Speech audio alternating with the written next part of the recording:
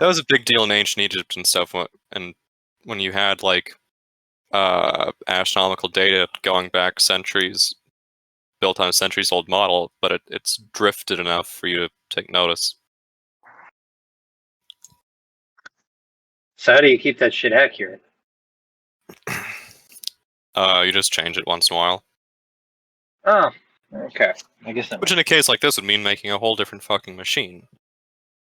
I'm not sure exactly how reprogrammable this thing is. Maybe you got to shave exactly a too. Exactly what your qualifications are be to meet the definition of computer. I don't know. But you know what does meet the definition of a Turing-complete computer able to do a surprisingly large number of functions that we associate with a modern-day computer? What's that, Bert? The analytical engine. That was a nice segue. I like that. That was real good, Bob. Okay, what about Shut up, baby, I know it.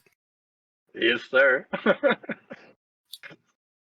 Because this entire topic is just kind of like, I'm learning as we go. So back in the olden days, they didn't have calculators, which was a big pain in the ass, right? Because you were trying to do tons of math, but you had to do it by hand, and it took forever, right? Yep. Remember those days. So people said, gee, it sure would be handy to have some kind of shortcut to do all this big, heavy math. So they invented the logarithm. All of a sudden, you can turn all your multiplication and division into addition and subtraction. Oh, which was real I love that. Handy dandy. It was.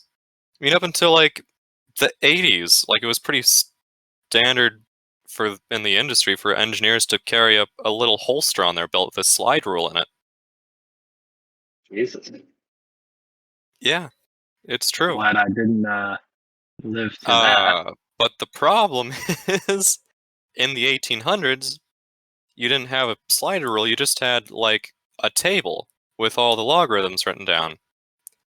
And they were calculated by hand, and the type for they were making these things in a printing press, and they had to be set by hand.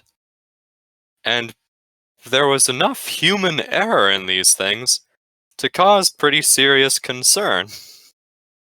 To go, oh, well, I didn't mean to have that steam engine explode. I did everything right. I took all the logarithms from the back of the table. It just turns out the back of the table was wrong. Because I'm right today. What's that? Yeah, because whatever we engineer, it's like, oh yeah, my references just happen to be wrong.